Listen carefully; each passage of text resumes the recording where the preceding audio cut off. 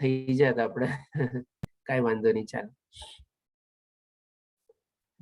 તો હવે પછી આપણને જ્યારે આપણે એમાંથી પ્રોફિટ મળે છે અથવા આપણી ઇન્કમ જનરેટ થાય છે, સેલેરી મળે છે, એ બધું આપણે માની લો બેંકમાં ને એમાં જમા થયું.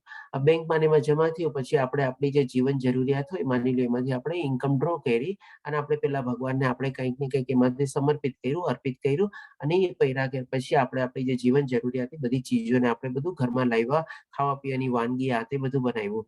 હવે એ બધી બી આપણે શું સૌથી પહેલા આપણે ભગવાન શ્રી કૃષ્ણને પહેલા આપણે સમર્પિત કરવાની, આપણે અર્પિત કરી અને પછી એમાંથી આપણે પ્રસાદ રૂપે આપણે ગ્રહણ કર્યું. તો આ જે આપણે આજની તારીખમાં જે આખી સાયકલ છે આ રીતે આપણે કરી શકીએ. બાકીની જે કંઈ પણ આપણી ઇન્કમ આ તે બધી હોય, માની લો બેંકમાં આપણે બેલેન્સ એક્યુમ્યુલેટ થતી હોય અને રેગ્યુલર આપણે ટાઈમ પ્રમાણે અમુક ભાગ એમાંથી આપણે સારા આપણે આધ્યાત્મિક કર્મો માટે અથવા આધ્યાત્મિક આપણે કોઈની સેવા કરવા માટે કે આપણે એ પ્રમાણે આપણે વાપરતા જઈએ.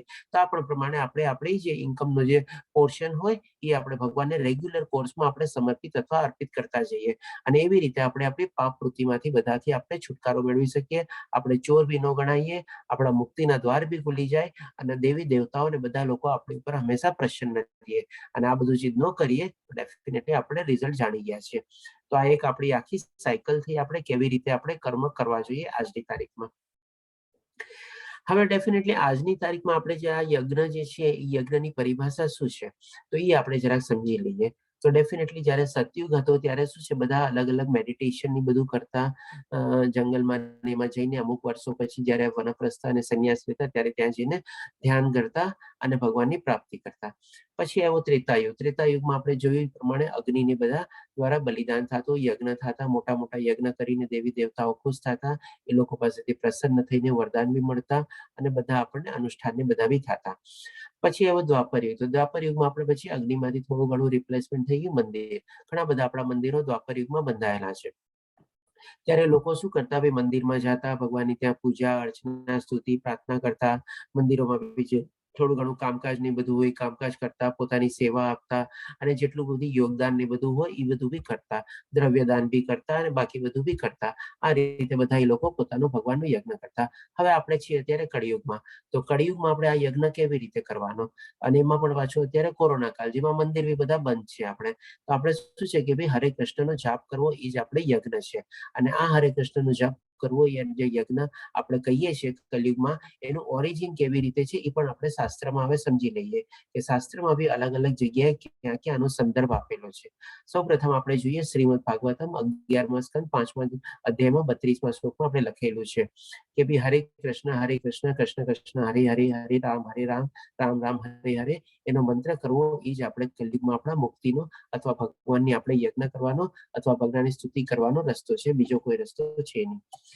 ત્યાર પછી આપણે બ્રહ્માંડ નિદેવ પુરાણમાં બી લખેલું છે કે કળિયુગમાં હરિનામ હરિનામ હરિનામ દ્વારા જ મોક્ષ પ્રાપ્ત કરી શકાય છે.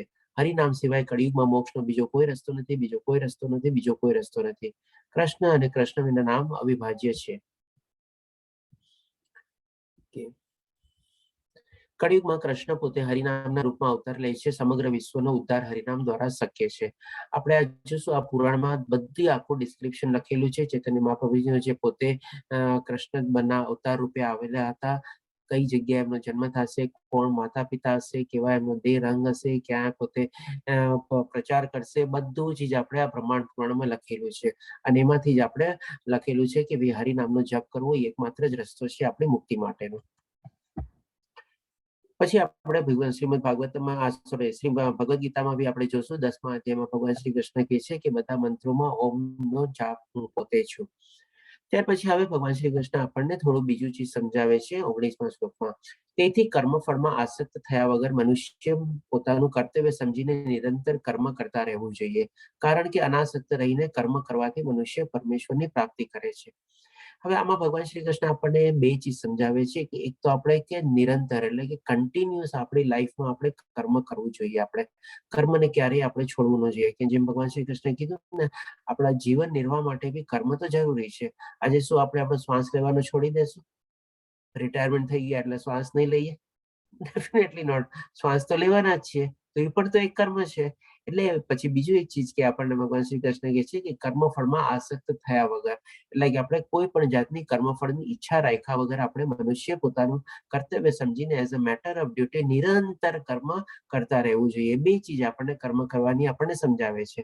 એક તો આપણે કન્ટિન્યુઅસ કર્મ કરવાનું છે until we die, until we take the last breath, છેલ્લા શ્વાસ સુધી આપણે કર્મ કરવાનું છે. અને કેવી રીતે કરવાનું છે તો કે ભાઈ કર્મફળની આશા રાખ્યા વગર. હવે અહીંયા આપણે શિલા પ્રભુપાદજીનો એક મોટો જે મોટા આપણા ભક્ત હતા ભગવાન શ્રી કૃષ્ણના, એનો એક ફોટો છે. અને આવા મનુષ્ય લોકોએ નિરંતર પોતાના છેલ્લા શ્વાસ સુધી કર્મ કરેલું છે. જેમ આપણે પહેલો અધ્યાય લીધો હતો ત્યારે આપણે જોયેલું હતું કે ભાઈ 69મી વર્ષે અમેરિકા ગયા અને જ્યારે 81 વર્ષમાં 12 વર્ષ સુધી એમણે કન્ટિન્યુઅસલી બહુ સરસ મજાનો પ્રચાર કર્યો. લાસ્ટ મોમેન્ટ સુધી એમણે પોતાનું કર્મ ક્યારેય છોડ્યું નહોતું. આખી કૃષ્ણ કોન્શિયસનેસ મુવમેન્ટ ફેલાવવા પોતાનું જીવન આખું એમાં આપણે સોંપી દીધું. તો આ રીતે આપણે જ્યારે ભગવાન શ્રી કૃષ્ણના બધા કર્મ આપણે અર્પિત કરીને કરીએ છીએ ત્યારે આપણને પરમેશ્વરની પ્રાપ્તિ થાય છે. આ રીતે ભગવાન શ્રી કૃષ્ણ આપણને અહીંયા સમજાવે છે. હવે પછી કહે છે કે ભાઈ આપણને 21મા શ્લોકમાં સમજાવે છે કે મહાપુરુષ જે આચરણ કરે છે તેનું અનુસરણ સામાન્ય માણસો કરે છે અને ઉદાહરણ આચરણ રૂપ દ્વારા તે આદર્શ પ્રસ્થાપિત કરે છે, એટલે કે દાખલો બેસાડે છે. તેનું સમગ્ર જગત અનુસરણ કરે છે. હવે જેમ કે આપણે જોઈએ છીએ કે ભાઈ આવા જે મોટા મોટા મહાપુરુષો થઈ ગયા, જેમ આપણે આગલા સ્લાઇડમાં જોયું શીલા પ્રભુપાદ જેવા, આવા જે મોટા મોટા મહાપુરુષો થઈને આપણી સામે એક દાખલો બેસાડે છે કે ભાઈ એ લોકોએ પોતાનું જીવન કેવી રીતે આખું વ્યતીત કર્યું, કેવી રીતે ભગવાન શ્રી કૃષ્ણને સમર્પિત કરી દીધું, કેવી રીતે પોતે ભૌતિક દુનિયાથી અળગા થયા, કેવી રીતે કૃષ્ણમય જીવન જીવવું, કેવી રીતે ભક્તિમય જીવન જીવવું. તો એ બધા માટે એક આપણો દાખલો બેસાડે છે અને એ દાખલાને આપણે અનુસરવાની આપણે કોશિશ કરવી જોઈએ. અને આના સંદર્ભમાં એક છે કે ભાઈ આપણે આપણા સંતાનો માટે, માની લો આપણે આપણો પોતાનું વ્યક્તિગત એક્ઝામ્પલ લઈએ તો આપણે આપણા સંતાનો માટે એના મા બાપ સૌથી વધારે બેસ્ટ એક્ઝામ્પલ હોય છે કે એ લોકો એના મા બાપને સૌથી પહેલા અનુસરે છે. માની લો મા બાપની બધા સરસ મજાની આવી ભક્તિની સેવામાં ને બધામાં લાગેલા હોય, પોતાનું જે નિયત કર્મ અથવા જે કરવાનું હોય સ્વધર્મ નિભાવતા રહેતા હોય, કન્ટિન્યુઅસલીમાં લાગેલા હોય, તો એક આપણા સંતાનો માટે, આપણા જે નેક્સ્ટ જનરેશન માટે છે, આપણે એક સારું એક્ઝામ્પલ આપણે બેસાડી શકીએ છીએ. ભલે આપણે મહાપુરુષ સુધી આપણે લેવલમાં પહોંચી ન શકીએ પણ એટલીસ્ટ આપણે નેક્સ્ટ જનરેશન માટે તો આપણે એક એક્ઝામ્પલ બેસાડી શકીએ. એટલીસ્ટ એના માટે તો આપણે મહાપુરુષ બની શકીએ. અને આપણે જેટલું બી કોશિશ કરી શકીએ તો ડેફિનેટલી જેટલી પ્રગતિ થાય એ આપણા બધા માટે બી ફાયદાકારક છે.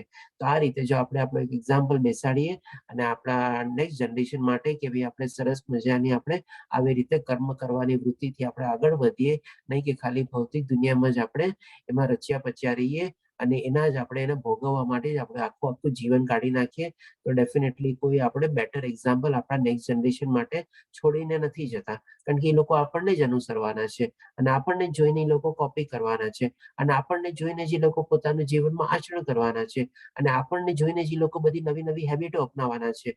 આપણે પણ એવી રીતે આપણે એટલીસ્ટ આપણે અમુક વર્ષો પછી જે એવી રીતે જયારે આપણો નેક્સ્ટ જનરેશન સમજવા લાગે એ રીતે આપણે એને માર્ગદર્શન આપીએ, એ રીતે આપણે એની કેળવણી કરીએ તો ડેફિનેટલી એટલીસ્ટ એના માટે આપણે મહાપુરુષ બની શકીએ છીએ. તો આ પણ ભગવાન શ્રી કૃષ્ણ આપણને અહીંયા બહુ સરસ મજાની સમજાવે છે ઇનડાયરેક્ટલી કે આપણે આપણા નેક્સ્ટ જનરેશન માટે કેવા આપણા દાખલા બેસાડવા જોઈએ.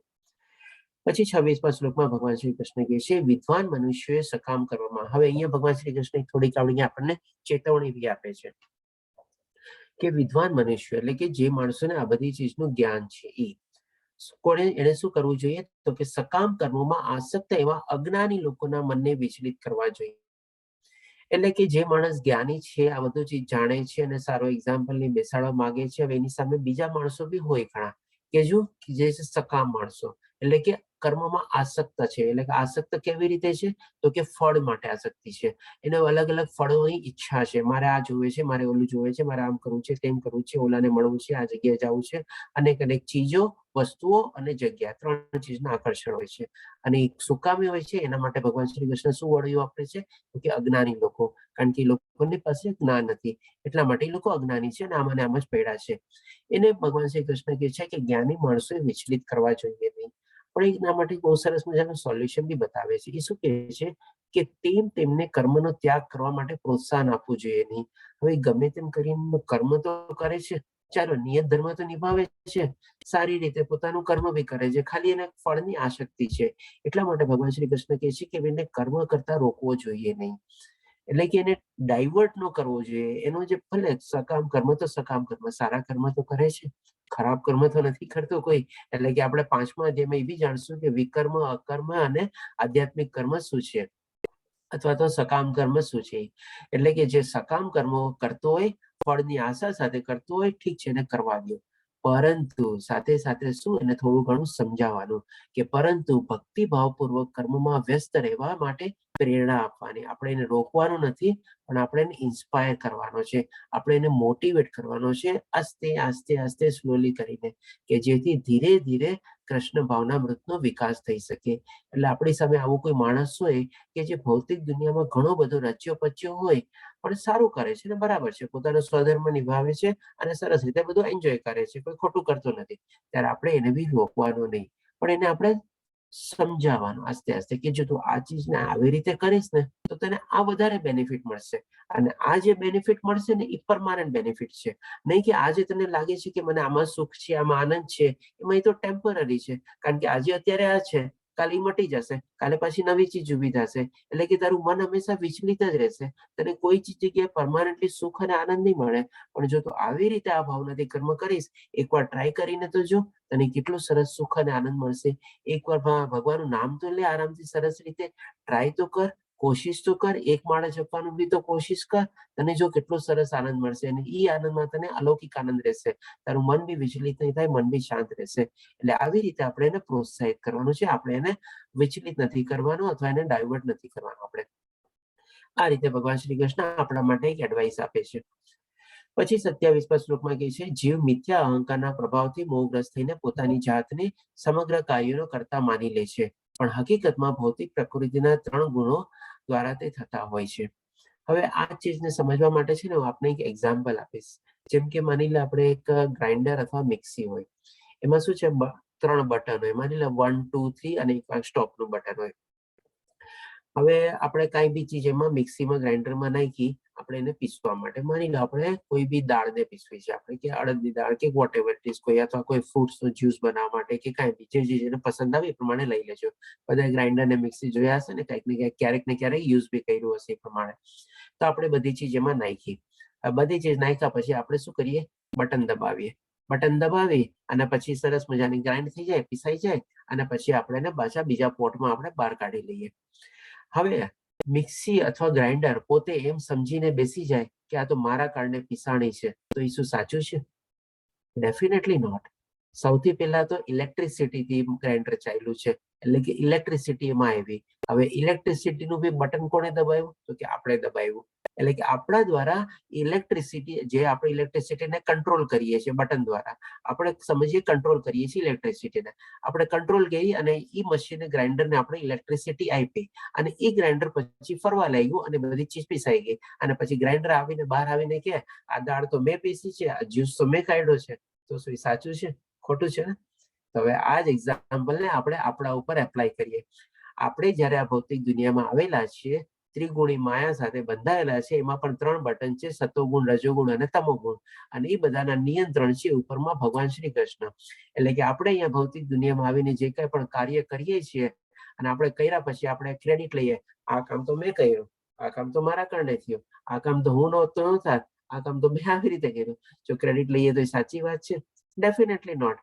કારણ કે આપણે તો ત્રણેય આપણે માયાથી બંધાયેલા છીએ, અને માયાના બટન કોણ દબાવે છે? તો કે ભગવાન શ્રી કૃષ્ણ પોતે. એ પ્રમાણે તો આ રીતે જેવું છે કે જે જીવ મિથ્યા અહંકારના પ્રભાવથી મોહગ્રસ્ત થઈને, એટલે કે ખોટો ફોલ્સ ઈગોથી ઘેરાયેલો છે, એનાથી મોહિત થયેલો છે, પોતાની જાતને સમગ્ર કાર્યોનો કરતા માની લે છે. એટલે કે ગ્રાઇન્ડરની જેમ કરતા માની લે છે. આપણે જો પોતાને આપણે કરતા માની લઈએ, પણ હકીકતમાં ભૌતિક પ્રકૃતિના 3 ગુણો, એટલે કે ઇલેક્ટ્રિસિટી, એટલે કે ભૌતિક પ્રકૃતિના 3 ગુણો દ્વારા કરાતા હોય છે. અને એને નિયંત્રણ અથવા કંટ્રોલ કોણ કરે છે? તો કે ભગવાન શ્રી કૃષ્ણ. તો આ એક્ઝામ્પલ દ્વારા જો આપણે સમજીએ તો કાલે ઉઠીને આપણને બહુ સરસ આપણને સિમ્પલી સમજી જાય કે ભાઈ જે કાંઈ પણ થાય છે એ બધું ત્રિગુણી માયાના હેઠળ થાય છે, જેના નિયંત્રણ ભગવાન શ્રી કૃષ્ણ છે, આપણે તો એક ખાલી કર્તા તરીકે નિમિત્ત બન્યા છે, પણ આપણે કર્તા તરીકેનો આપણે પ્રાઇડ અથવા આપણે ઘમંડ નથી લેવાનો કે આ ચીજ મેં કરી છે, આ ચીજ મારા કારણે થઈ છે, હું નહોતો આ ચીજ થાત જ નહીં. એટલે કે એવી રીતે નથી. તો આ રીતે ભગવાન શ્રી કૃષ્ણ આપણને સમજાવે છે. આઈ હોપ કે એક્ઝામ્પલ દ્વારા આપ સરસ રીતે સમજી શકશો.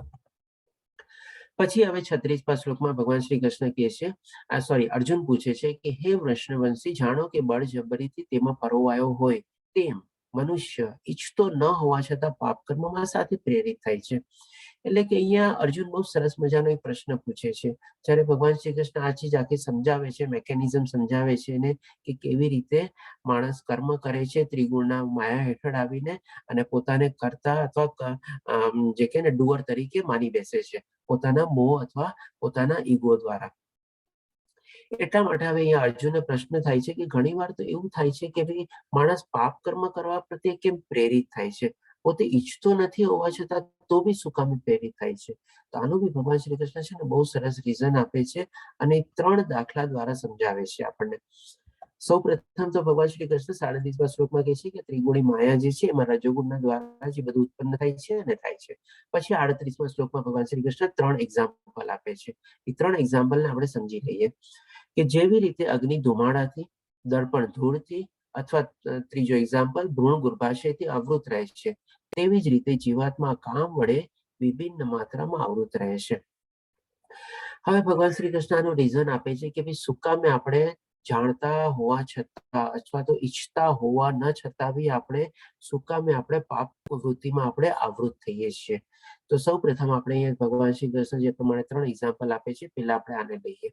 જેમાં આપણે અગ્નિ ધુમાડાથી, હવે માની લો ક્યાંક અગ્નિ લાગેલી હોય, આપણે એક બિલ્ડિંગમાં ઉભા છીએ છત ઉપર, અને સામે બીજી બિલ્ડિંગમાં કદાચ એવી કંઈક અગ્નિ લાગી છે. તો પેલા શું છે, આપણને ધુમાડા દેખાય છે. હવે ધુમાડા દેખાય એટલે આપણે સમજીએ કે ભાઈ હા કંઈક આમાં કંઈક આગ લાગેલી લાગે છે, સામેના બિલ્ડિંગમાં જોયું ત્યાંથી ધુમાડા આવે છે. એટલે કે એ અગ્નિ જે છે ને એ પેલા ધુમાડા દ્વારા બહાર આવે છે, એટલે કે ધુમાડાથી કવર થઈ રહી છે. પછી જેમ જેમ અગ્નિ મોટી થાય છે ત્યાર પછી એમાંથી ઓર વધારે પ્રજ્વલિત થતા પ્રગટ થઈને આપણને પછી અગ્નિ દેખાય છે. પહેલા તો આપણને ઇનિશિયલ સ્ટેજમાં તો આપણને ધુમાડો જ દેખાય છે. એટલે કે એવી જ રીતે આપણી આત્મા બી છે ને આપણા અજ્ઞાનના આ ધુમાડાથી કવર થયેલી છે, અથવા તો આપણો જે ફોલ્સ ઈગો છે એના દ્વારા આપણે કવર થયેલી છે. પછી બીજું રીઝન બીજો એક્ઝામ્પલ આપે છે ભગવાન શ્રી કૃષ્ણ, દર્પણ એટલે કે મિરર. હવે જે મિરરમાં માની લો ધૂળ લાગેલી હોય તો મિરર શું કામનો, એમાં આપણે આપણો ચહેરો જોઈ શકીએ? ડેફિનેટલી ન જોઈ શકીએ. એવી જ રીતે ભગવાન શ્રી કૃષ્ણ કહે છે કે દર્પણ જેમ ધૂળથી કવર થયેલો હોય છે, એવી રીતે આપણો આત્મા જે છે આ ભૌતિક દુનિયાના બધા મોહ માયા આકર્ષણોથી કવર થયેલો હોય છે. એટલે આપણે જ્ઞાન તરફ આપણે આગળ નથી વધી શકતા. પછી ત્રીજો એક્ઝામ્પલ આવે છે કે જેમાં તો કાંઈ કરતા કાંઈ દેખાતું નથી. આમાં માની લો થોડી ઘણી આપણને થોડા ઘણા સંગે આગની દેખાય છે અમુક ટાઈમ પછી. આમાં બી જરાક આપણે દૂર દૂર કરીએ તો આપણને ચહેરો દેખાવાની કોશિશ થાય આપણને. પણ જો આ ગર્ભાશયમાં જે બાળક જે છે એ તો ટોટલી અંધકારમયમાં જ છે, એને તો કાંઈ કરતા કાંઈ દેખાતું નથી. એટલે કે આ ગર્ભાશય બી છે એક આપણા મેમ્બ્રેનથી કવર્ડ હોય છે, જેમાં આમાં બાળકને કાંઈ દેખાતું નથી. એવી રીતે જ્યારે આપણી આત્મા સંપૂર્ણ રીતે આપણા મોહ માયાથી જ આપણે ઘેરાયેલી હોય, અને ઇન્દ્રિય સુખ અને એનાથી જ આપણે શરીર સુખ માટે જ આપણે એમાં કાર્ય કરતા હોઈએ અને એમાં પ્રવૃત્ત થતા હોઈએ, આપણે ચોર બી ગણાઈ જતા હોઈએ, પાપી બી ગણાઈ જતા હોઈએ, બધું જે ભગવાન શ્રી કૃષ્ણ આપણને સમજાવે છે પ્રમાણે આપણે ચોર છીએ, પાપ ખાઈએ છીએ, બધું પ્રમાણે થાય, ત્યારે આપણે એને કોઈ ચીજને આપણે કાંઈ દેખાતું નથી. આ 3 એક્ઝામ્પલ દ્વારા ભગવાન શ્રી કૃષ્ણ કહે છે, અને આપણે એ જ બધી ચીજમાં ભૌતિક દુનિયામાં આપણે આગળ વધીએ છીએ ને અલગ અલગ આપણી ઈચ્છાઓ તૃપ્ત કરવા માટે આપણે કામ, ક્રોધ, લોભ એ બધાથી આપણે પ્રવૃત્ત થઈને આગળ વધીએ છીએ. એટલે ભગવાન શ્રી કૃષ્ણ કહે છે તેવી રીતે જીવાત્મા આ કામ વડે વિભિન્ન માત્રામાં આવૃત રહે છે. વિભિન્ન માત્રા એટલે શું કે ડિગ્રી અથવા તો એક્સટેન્ટ. ક્યારેક કોઈ થોડુંક ઓછું એનું કવર્ડ હોય, ક્યારેક થોડુંક વધારે હોય અને એકદમ વધારે હોય.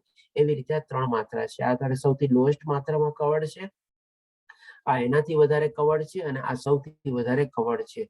આ આપણે સ્થિતિ કહી શકીએ કે એક જાતની આપણે ટોટલી તમોગુણમાં જે માણસ હોય એ રીતે છે આપણે. હવે આ રીતે સમજાવ્યા પછી 41મા શ્લોકમાં ભગવાન શ્રી કૃષ્ણ કહે છે, માટે હે ભરતવંશીઓમાં શ્રેષ્ઠ અર્જુન, શરૂઆતમાં જ ઇન્દ્રિયનું નિયમન કરીને પાપના મહાન પ્રતિક કામનું દમન કર, અને જ્ઞાન તથા આત્મા સાક્ષાત્કારના વિનાશ કરતાનો વધ કર. હવે આ ચિત્તમાં પણ ભગવાન શ્રી કૃષ્ણ આપણને બહુ સરસ ગાઈડન્સ આપે છે કે શરૂઆતમાં જ ઇન્દ્રિયનું નિયમન કર. એટલે કે આપણે રાઈટ ફ્રોમ ધ બિગિનિંગ. એટલે કે આપણે શરૂઆતનો મિનિંગ આપણે બે અર્થમાં લઈ શકીએ. એટલે કે જેવી આપણા મનમાં કોઈ ઈચ્છા પ્રગટે ત્યાં ને ત્યાં જ આપણે એક જાતનું બેરિયર લગાડી દીધું, પુલ બાંધી દીધો અને એને અટકાવી દીધી, એને આગળ જ ન વધવા દીધી આપણે, કારણ કે બધી ભૌતિક દુનિયાને રિલેટેડ હતી. એટલે એ એક થયું શરૂઆતનો મિનિંગ. અને બીજો શરૂઆતનો મિનિંગ છે કે ભાઈ જ્યારથી જાગ્યા ત્યારથી સવાર. જો આપણે આટલા નાની ઉંમરમાં આપણને આ બધું જ્ઞાન મળી ગયું હોય તો બહુ જ સારું છે, ભગવાનની કૃપા જ છે. પણ નહીં તો પછી જ્યારથી જાગ્યા ત્યારથી સવાર. એટલે કે માની લો જે ઉંમરમાં બી આપણને જ્ઞાન મળવાનું આપણે પ્રયત્ન કરીએ અથવા જ્ઞાન આવતું જાય ત્યારે આપણે એના તરફ આકર્ષિત થઈને વધારે ને વધારે આપણે ખાવાનું અને વધારે ને વધારે આપણે ઇન્દ્રિયોને આપણે નિયમન આપણે કરવાનું. અને પાપના મહાન પ્રતિક કામનું દમન કરે. એટલે કે જે બધી અન્ય બધી ઈચ્છાઓ આપણા મનમાં જાગે છે એનું આપણે ત્યાં દમન કરવાનું છે. આસ્તે આસ્તે આપણે મનને કંટ્રોલમાં રાખીને, નહીં કે ભાઈ ઉપર છેલ્લું, નહીં તો પછી સ્પ્રિંગની જેમ ઉછળશે એવી રીતે. એટલે કે આસ્તે આસ્તે સ્લોલી ગ્રેજ્યુઅલી બધાનું આપણે એને દમન કરવાનું છે, આપણે એને દબાવવાની છે એ રીતે. અને જ્ઞાન તથા આત્મ સાક્ષાત્કારનો વિનાશ કરતાનો વધ કર. કારણ કે આ બધી ચીજ જે ઈચ્છાઓ અને જે આપણે ઇન્દ્રિય તૃપ્તિના સુખ સગવડો છે બધી છે એ આપણું આત્મજ્ઞાન એના સાક્ષાત્કારનો દુશ્મન છે. આપણે જ્યાં સુધી આપણે એને નહીં પરાસ્ત કરીએ ત્યાં સુધી આપણે આત્મ સાક્ષાત્કારના રસ્તા ઉપર સરસ રીતે આપણે આગળ નહીં વધી શકીએ. આ રીતે ભગવાન શ્રી કૃષ્ણ આપણને અહીંયા લાસ્ટ શ્લોકમાં સમરાઈઝ કરે છે. અને એ જ ચીજ ભગવાન શ્રી કૃષ્ણ હજી આપણને 42 શ્લોકમાં પછી કહે છે આપણને લાસ્ટમાં કે કર્મેન્દ્રિયો જળ પદાર્થ કરતા ચડિયાતી છે, મન ઇન્દ્રિયો કરતા ઉચ્ચતર છે, બુદ્ધિ મનથી પણ વધારે ઉચ્ચતર છે અને આત્મા બુદ્ધિથી પણ શ્રેષ્ઠતર છે. એટલે કે અર્જુનનો સૌથી પહેલા શ્લોકમાં જે પ્રશ્ન હતો કે જો તમે બુદ્ધિને વધારે ઉચ્ચતર સમજતા હો તો તમે મને આ ઘોર યુદ્ધમાં શું કામે પ્રવૃત્ત કરો છો? તો એ ચીજ આખી સમજાવ્યા પછી ભગવાન શ્રી કૃષ્ણ એને આખી સમરાઈઝ બી કરે છે. ભગવાન શ્રી કૃષ્ણ ક્યાંય બી છે ને કોઈ ચીજ આપણને ઇફ એન્ડ બટ જેવું કંઈ છોડ્યું જ નથી, બધું બહુ સરસ રીતે ક્લિયર કરેલું છે.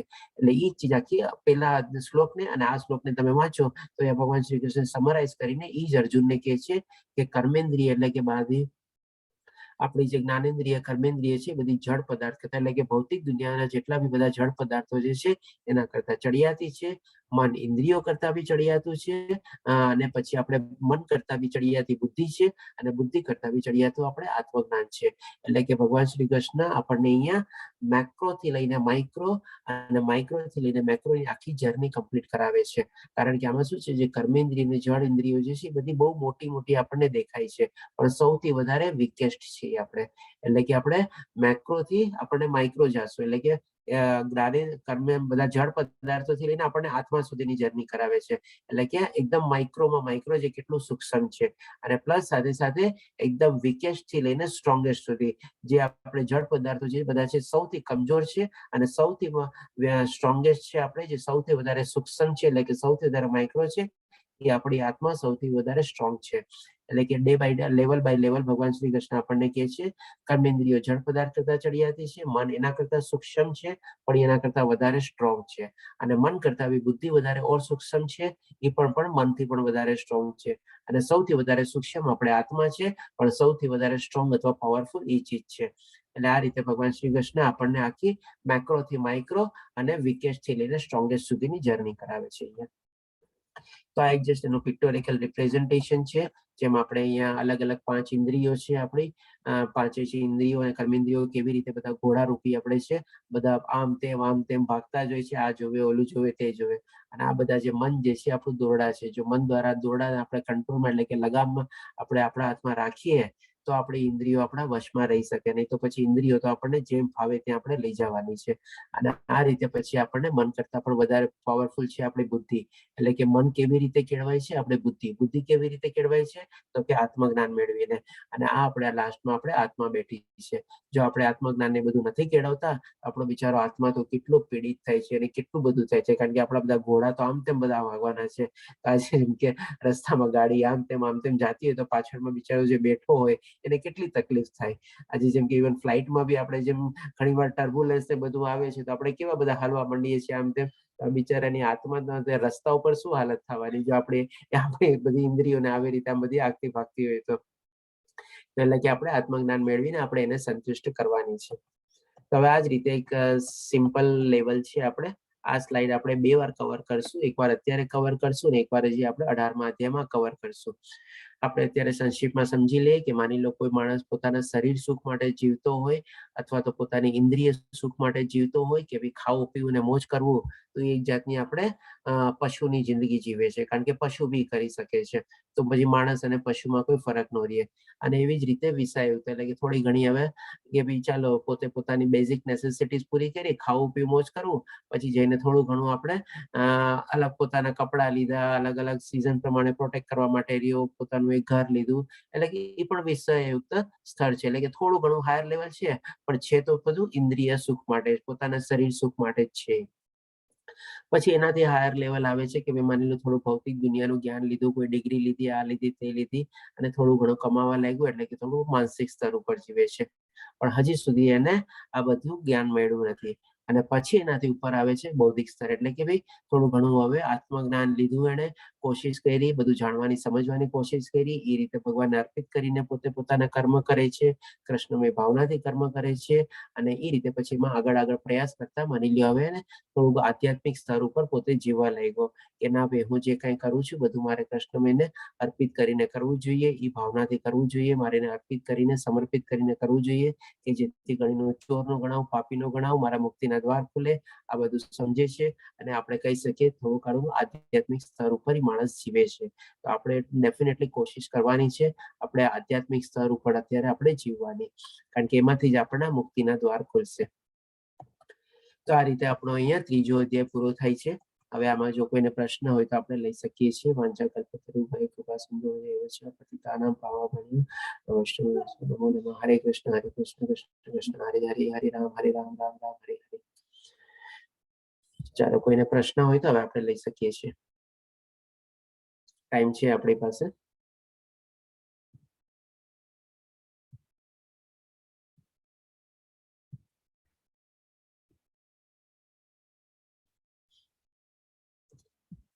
આજે સોરું થોડુંક રેકોર્ડિંગ અડધેથી થયું છે. એનીવે કોઈને કોઈ પ્રશ્ન? હરે કૃષ્ણ.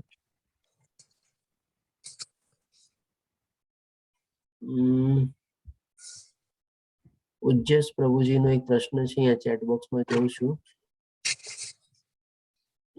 પ્રભુજી, શનિ રાહુ મંગલ really affect our life?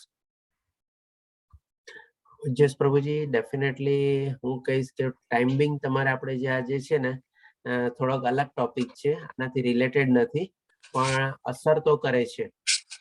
આજે જેમ કે ચંદ્ર અને સૂર્ય એટલા દૂર જે આપણે પ્લેનેટ્સ છે બધા, એનો પણ આપણા ભૌતિક દુનિયા પૃથ્વી ઉપર તો અસર પડે જ છે ને. તો ડેફિનેટલી આ બધા જે ગ્રહો જે છે એના ઉપર અસર પડે છે. હવે એની પર્ટિક્યુલરલી ઇન્ડિવિજ્યુઅલ લાઈફ ઉપર કેટલી અસર પડે છે એ આપણે અલગ વિષય છે.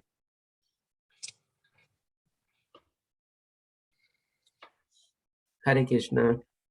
બીજા કોઈ પ્રશ્ન?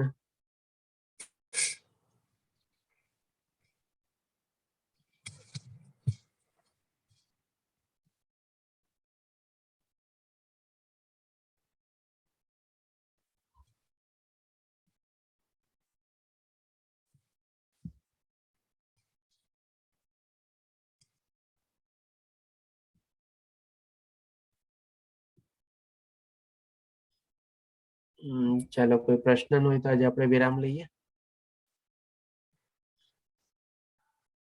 મહેશ પ્રભુજી, આપનો કોઈ પ્રશ્ન? ના પ્રભુજી, ધન્યવાદ.